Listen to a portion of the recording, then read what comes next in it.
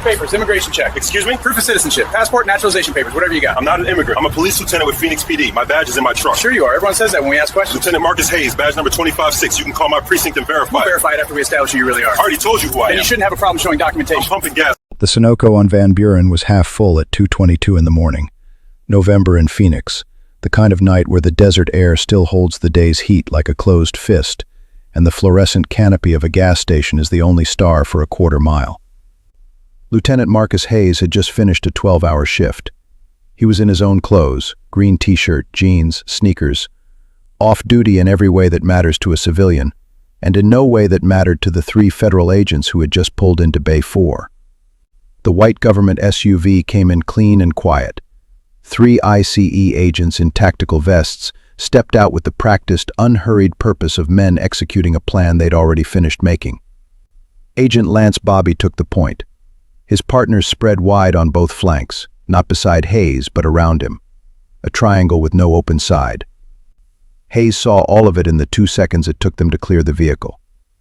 23 years of police work had hardwired his brain to read bodies before mouths. The hovering hands, the tactical spacing, the eyes already decided. His jaw set. He knew exactly what kind of stop this was before Bobby said a single word. "Sir, Immigration and Customs Enforcement. We're going to need to see your papers and proof of legal status." Hayes took his sunglasses off slowly. He kept both hands open and visible. He had spent 2 decades teaching younger officers that controlled movement was the difference between resolution and catastrophe. He used the same calm now, not for their benefit, but for the cameras he knew were running. "I'm a police lieutenant, Marcus Hayes, Phoenix PD, badge number 2056. I've been on the force 23 years. My credentials are in my truck." He gestured toward the F-150 at the pump, 15 feet away. Bobby didn't move toward the truck. He didn't step back either. "Don't reach for anything. Keep your hands where I can see them." There it was, the trap with no exit. Prove who you are, but don't move to prove who you are. Hayes recognized it immediately. He'd used it himself, on different nights, for different reasons. He understood now with precise clarity what it felt like from this side of it. Before we go any further, where are you watching from? Drop your city in the comments. If you're new here, subscribe now. Stories like this one don't reach the people who need them unless you make sure they do. Bobby examined the driver's license Hayes carefully produced. 2 fingers, no sudden movements, exactly the way you handle a weapon near armed officers, and handed it back without looking up. This establishes identity. It doesn't establish status. I need a passport, a birth certificate, naturalization documents, something that tells me you have a legal right to be in this country. Hayes felt the words land like a fist to the chest. He was born in Phoenix. His father was born in Phoenix. His grandfather had worked copper mines in Arizona when it was still a territory, and the state hadn't decided yet what to do with men like him. His family had been American longer than the highway they were standing next to. "I was born here," Hayes said, his voice flat and precise. "I'm a natural-born citizen and a sworn law enforcement officer. Call Central Precinct right now. Ask for Captain Williams. 30 seconds, and this is over." It wasn't over. Bobby's partners held their positions. A woman 3 pumps over had her phone up. A man in a convenience store doorway had stopped moving. The quiet of 2 a.m. was filling, slowly, with witnesses. Should federal agents be permitted to demand citizenship papers from any person they encounter, with no stated probable cause, no warrant, no crime? Comment below. Because what happened to Lieutenant Hayes at that gas station is not a hypothetical. It is a documented incident, and it could happen to anyone. When Bobby reached for his handcuffs, Hayes planted his feet. He wasn't going to run. He wasn't going to fight. He was going to make a record. "I am not resisting. I am not fleeing." His voice was hard and level, every word chosen for the cameras, for the phones, for the federal transcript that he already knew this was going to become. "I am invoking my Fourth Amendment rights against unlawful detention. You have no reasonable suspicion. You have no probable cause. I am a Phoenix Police Department lieutenant, and if you place your hands on me without legal justification, you are committing assault on a peace officer. I want your name, badge number, and agency ID on record right now." Bobby hesitated. This wasn't the usual response. The people he stopped usually went quiet, usually complied, usually got sorted out 3 hours later in a processing room, angry and humiliated but legally untangled. This man was building a case in real time, in the parking lot, on multiple cameras, in front of a growing crowd. Bobby made his decision. It was the wrong one. The decision that would ultimately cost the federal government $7.3 million. The concrete on West Van Buren still held the day's heat at 2 in the morning, the kind of residual warmth that radiates up through your sneakers and reminds you the desert never fully lets go. Lieutenant Marcus Hayes pulled his F-150 into the Shell station, cut the engine, and sat for exactly 3 seconds, the way he always did. Habit. 23 years of it. You don't just step out of a vehicle, you read the lot first. 2 cars at the pumps, a sedan idling near the air machine, driver asleep or close to it, convenience store lit up behind its scratched plexiglass, 1 cashier visible, nobody moving. Nothing wrong. He got out. He was off the clock in every way that shows. Green t-shirt, jeans, sneakers still laced from the gym he hadn't made it to. Badge and service weapon locked in the center console. He was just a man getting gas at 2 in the morning, bone-tired, thinking about nothing except the 22-minute drive home and whether his wife had left the porch light on. The white SUV came in from the south entrance. No hesitation, no circling. It rolled straight to the adjacent bay with the quiet deliberateness of a vehicle that already knew where it was going. Government plates, tinted windows, the kind of clean, anonymous fleet vehicle that federal agencies drive when they want to look like they belong everywhere and nowhere. Hayes noticed it before the doors opened. Couldn't have told you why. Just a frequency shift in his peripheral awareness. The same signal his body had been sending him since his 2nd year on patrol. Something about the angle of approach, the speed, the intention underneath it.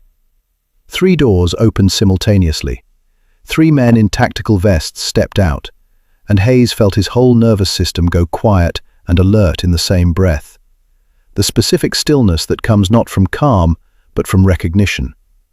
He had run this formation himself, 100 times, maybe more. Point man walking the approach. Partners fanning wide on both flanks, cutting the geometry of escape before a single word was spoken. He knew what it meant. He knew what came next. He set the gas nozzle back in the pump, turned to face them, and kept his hands exactly where anyone watching could see them. The point man reached him first. Medium height, jaw set, eyes already finished with whatever calculation he'd been running since the SUV pulled in. The vest said ICE in block letters. The face said the conversation was a formality. "Sir, Immigration and Customs Enforcement." The voice was flat and procedural, the tone of a man reading from a script he'd recited so many times it had stopped meaning anything. "We're conducting operations in this area. We're going to need to see your papers and proof of legal status." Hayes took his sunglasses off, slow, both hands visible the entire time, the glasses folded and held out to his side where anyone watching could see exactly what they were. 23 years had made certain movements automatic, not because he was afraid, but because he understood, with a precision most people never have to develop, how quickly a misread gesture ends a life. "I'm a police lieutenant," he said. Steady, clear. "Marcus Hayes, Phoenix PD, badge number 2056. My credentials are in my vehicle, right there." He turned his head slightly toward the F-150, 15 feet behind him at the pump. "Let me grab them, and this takes 30 seconds. Don't reach for anything." The agent, Bobby, Hayes would later confirm, didn't move, didn't look at the truck. "Keep your hands where they are." And there it was. The trap with no door. Prove who you are. Don't move to prove who you are. Hayes had built this corner himself, in other parking lots, on other nights, for other reasons. He recognized every angle of it.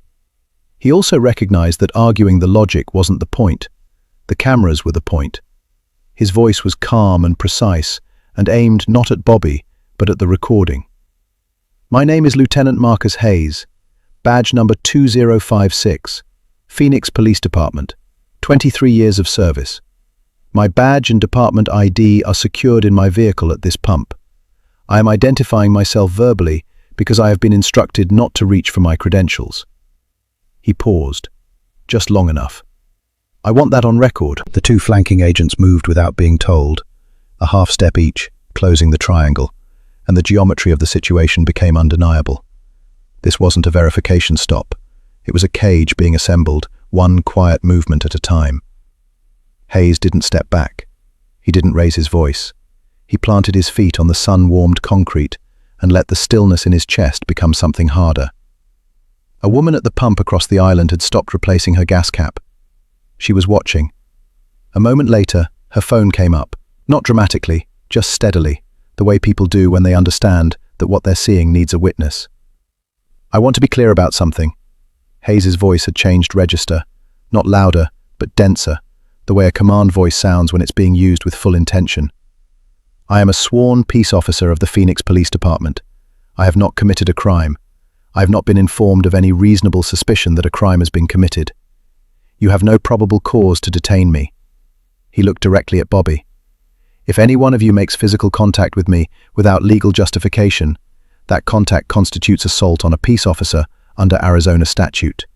I need you to understand that clearly before anyone takes another step." Bobby didn't move, didn't speak.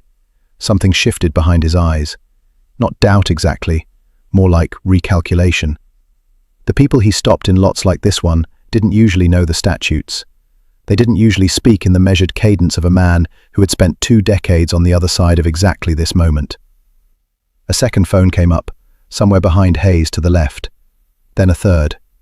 The two men looked at each other, across 3 feet of Phoenix night air, and both of them understood, at the same instant, that reason had left this conversation. Whatever was driving this now, it wasn't procedure. It wasn't protocol. The wire between them pulled tighter, and neither man moved. Bobby made his decision the way men make decisions they've already committed to. Not with hesitation, but with the particular forward momentum of someone who has stopped listening and started moving. "Turn around, hands behind your back. You're being detained for verification of legal status." The words were barely finished before Hayes had made his own decision. It happened in the space between one breath and the next, the kind of calculus that only makes sense if you've spent a career watching how these moments get reconstructed afterward, in reports, in courtrooms, on screens. He knew what resistance looked like on footage. He knew what it cost. He would not give them that. He would not give them anything they could use. He turned around, not in compliance with the premise, in refusal of it, a controlled, deliberate refusal that offered his body without conceding a single thing about what was happening to it. His arms came back slowly. His weight settled. He became exactly what he intended to become, a man who could not be described, by anyone watching, as anything other than cooperative. The cuffs clicked shut, and Hayes began to speak. "My name is Lieutenant Marcus Hayes." His voice was unhurried, each word placed with the care of a man who understands that recordings have transcripts. "Badge number 2056, Phoenix Police Department. I am a United States citizen. I have committed no crime. There is no probable cause for this arrest. The time is 2:26 a.m. Nobody responded. Bobby's partners guided him forward by the arms, and he moved with them. Not resisting, not assisting. Weight distributed evenly. A man being carried by a current he refused to swim with. Behind him, the F-150 sat at the pump with the nozzle still holstered. His badge inside the console. His service weapon locked in the center compartment. His truck, his weapon, his city, getting smaller in the distance as they walked him toward the SUV. They walked him past the phones. He counted 3 that he could see, maybe a 4th near the air machine, held up by people who had been strangers 30 seconds ago, and were now, without coordination or conversation, doing the only thing available to them. Bearing witness. He kept his chin level and his eyes forward, and he let them see his face. The cage partition in the rear of the SUV smelled like industrial cleaner and old vinyl. The door closed, the lock engaged. Bobby took the passenger seat without looking back, and the white government vehicle pulled out of the Shell station at exactly the speed of something that had already won.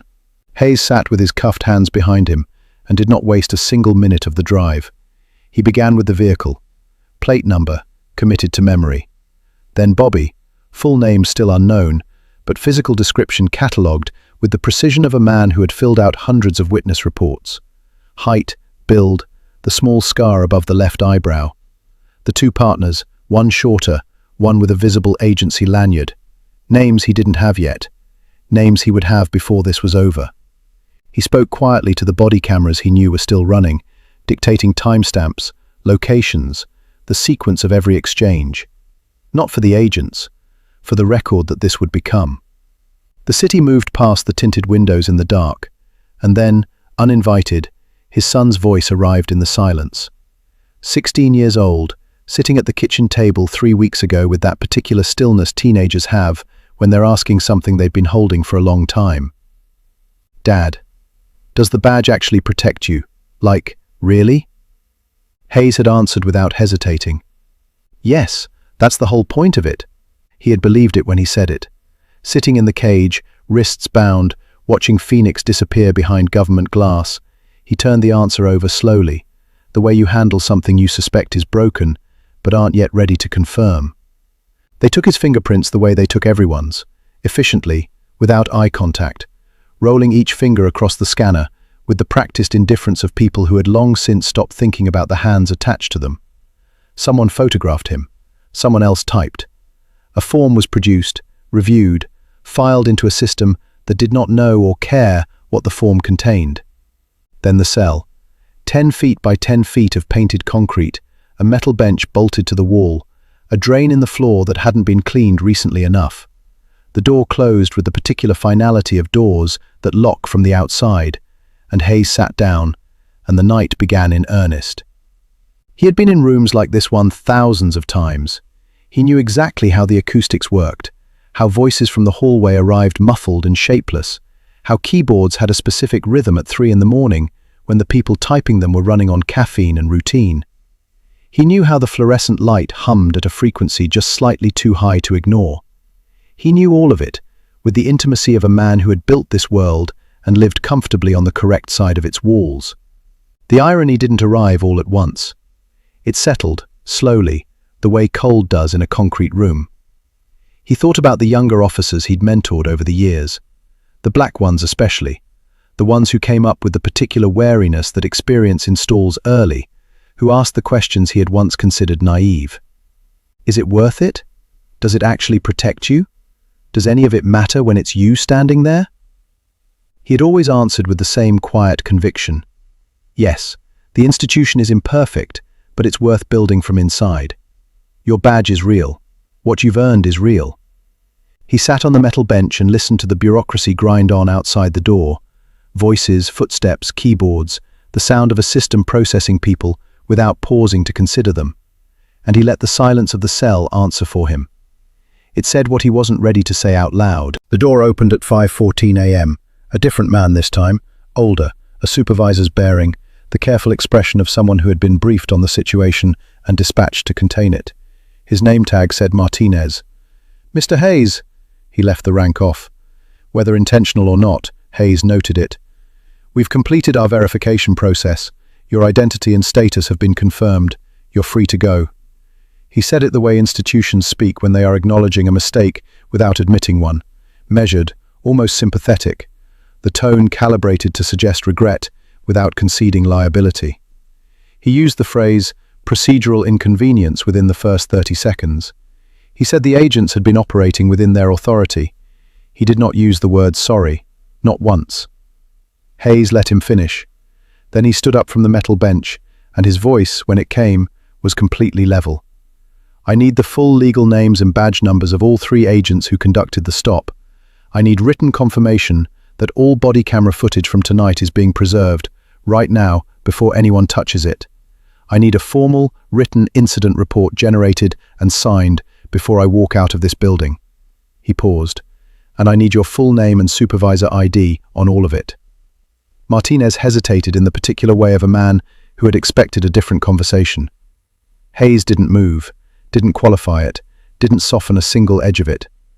He had spent 3 hours on a metal bench, cataloguing exactly what he would need, and he stood in the doorway of that cell and waited until every item was produced. It took 40 minutes.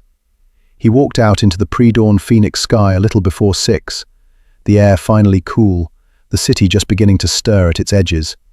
He sat in a cab in the parking lot and looked at his phone and did not call his wife. Not yet. There was a conversation coming that he didn't know how to start. Not because he lacked the words, but because saying them out loud would make permanent something he had spent 23 years refusing to believe. He sat with it a little longer, in the thin, early light, thinking about what happened next. He already knew. He had known since the cuffs clicked shut. He walked into Central Precinct at 6:08 a.m., still in the same green t-shirt. The overnight desk sergeant saw his face and didn't ask questions. Captain Williams was in his office by 6:15, door closed, and the conversation that followed was quiet, in the way that serious men are quiet when they are deciding how angry they are allowed to be. Williams didn't perform outrage. He listened to the full account without interrupting, and when Hayes finished, he sat back in his chair and was silent for a moment that said everything his words didn't need to. The internal review was convened before noon. Amanda Torres was on the phone by evening. She had spent 11 years as a federal prosecutor before leaving to do, as she described it, the more honest work. She knew how federal agencies managed liability because she had managed it herself, knew where the pressure points were, knew how they moved when they felt exposed. She reviewed the bodycam footage that night. She called Hayes the next morning with the particular calm of someone who has just confirmed what they already suspected. "They have nothing," she said, "and they know it."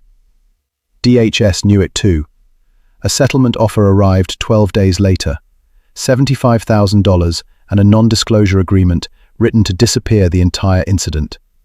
Torres sent a single-line reply declining it and CC'd 3 journalists she trusted. The second offer came in at $300,000. Torres responded by releasing 90 seconds of bodycam footage to a national outlet. Carefully selected, precisely timed. The clip ran on a Tuesday, and by Thursday it had been viewed 11 million times. DHS went quiet. The lawsuit was filed the following Monday. $7.3 million.